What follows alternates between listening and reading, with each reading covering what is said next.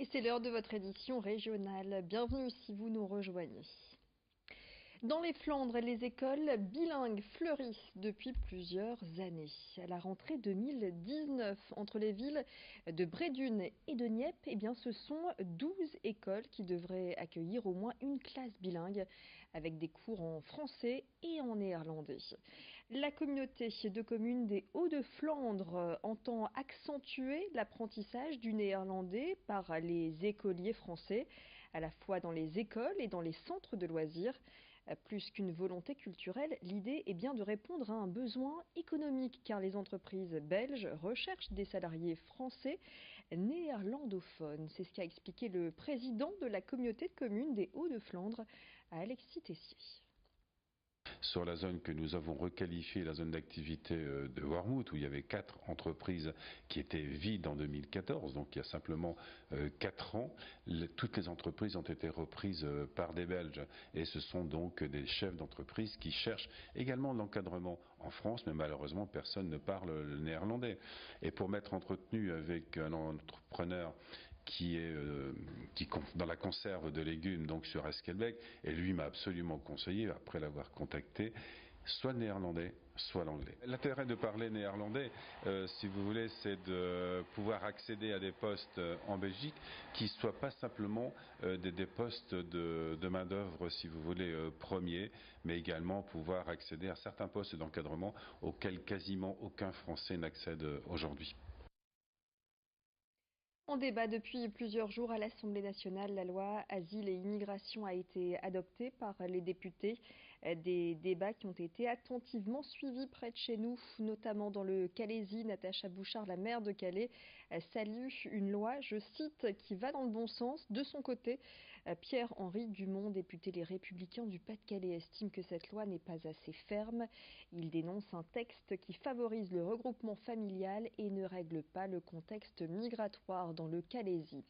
Pour l'association L'Auberge des migrants et son vice-président, si le raccourcissement des procédures va dans le bon sens, l'allongement de la durée de rétention est quant à elle inutile. Écoutez l'avis de François Guénoc, interrogé par Corentin Escaillé.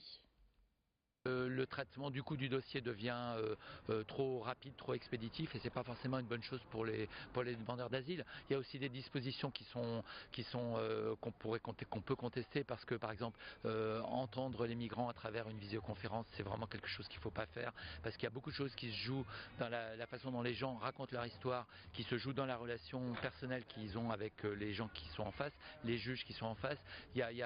Voilà, apparemment c'est bien pour les demandeurs d'asile, mais à un moment donné, à vouloir trop raccourcir les délais, c'est pas bon non plus. Et il ne faut pas oublier aussi qu'un des principaux problèmes qui existe aujourd'hui, qui n'est pas abordé par ce projet de loi, c'est le délai beaucoup trop long entre le moment où la personne demande son rendez-vous en préfecture et la date de ce rendez-vous. Aujourd'hui, on est à peu près à 3 mois. Donc il y a déjà 3 mois où les gens vivent dans la rue, et ça, c'est beaucoup trop long.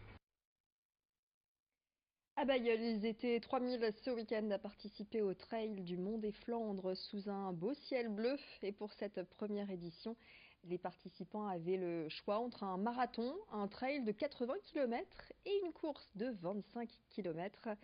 Un événement que les organisateurs souhaitent pérenniser et en faire un grand rendez-vous récurrent, en le faisant passer notamment au-delà des frontières grâce à un projet commun avec les Flandres belges.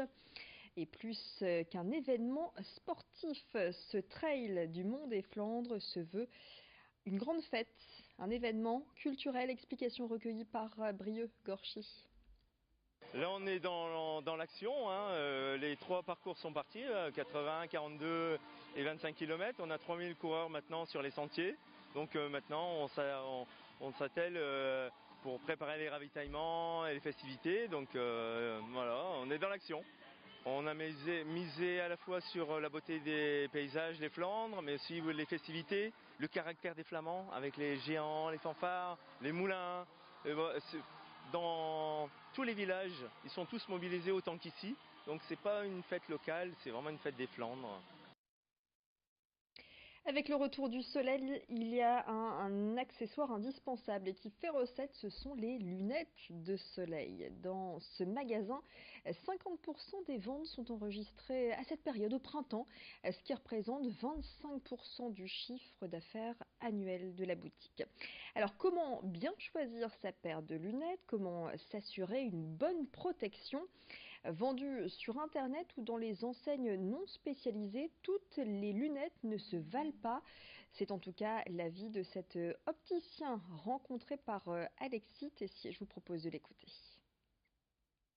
C'est sûr qu'il est préférable peut-être d'aller chez un opticien, en tout cas un professionnel de la vision pour aller choisir une bonne lunette de soleil et une lunette protectrice. C'est pas parce qu'on a un verre qui est foncé qu'il est obligatoirement de toute façon protecteur. Le fait d'avoir un verre plus ou moins teinté, la teinte de toute façon influera uniquement sur l'éblouissement et non pas spécialement la protection. Donc sur les lunettes de soleil, alors l'opticien est là pour conseiller, d'une part. D'autre part, si en plus de ça on a des petites annotations sur le verre comme quoi l'UV est filtré à 100% ou un UV 400 aussi, ça permet justement de prouver et attester de toute façon le bon filtre de l'UV. La société protectrice des animaux, la SPA, part à votre rencontre dans les prochains jours. Les bénévoles sillonneront la région pour sensibiliser le grand public à la maltraitance animale.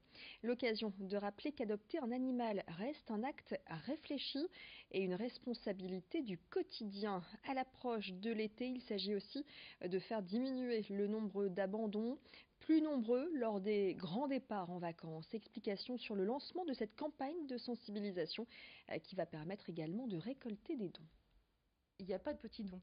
Donc ça peut être effectivement, comme vous le dites, 5 euros, 10 euros. Alors il faut savoir que c'est déductible des impôts, pour ceux qui paient des impôts.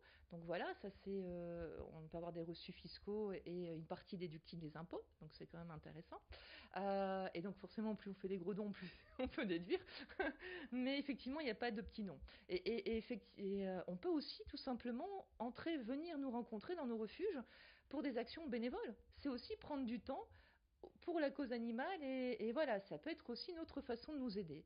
Donc l'argent, l'action bénévole et le soutien et le relais en fait de nos actions de sensibilisation. Je pense que ça aussi c'est important. Des propos recueillis par Alexis Tessier, Roubaix, Tourcoing, Lens, Arras, Dunkerque, Boulogne ou encore Saint-Omer, autant de villes de la région par lesquelles passeront les bénévoles de la SPA. Voilà, c'est la fin de cette édition régionale. Tout de suite, le bulletin météo complet.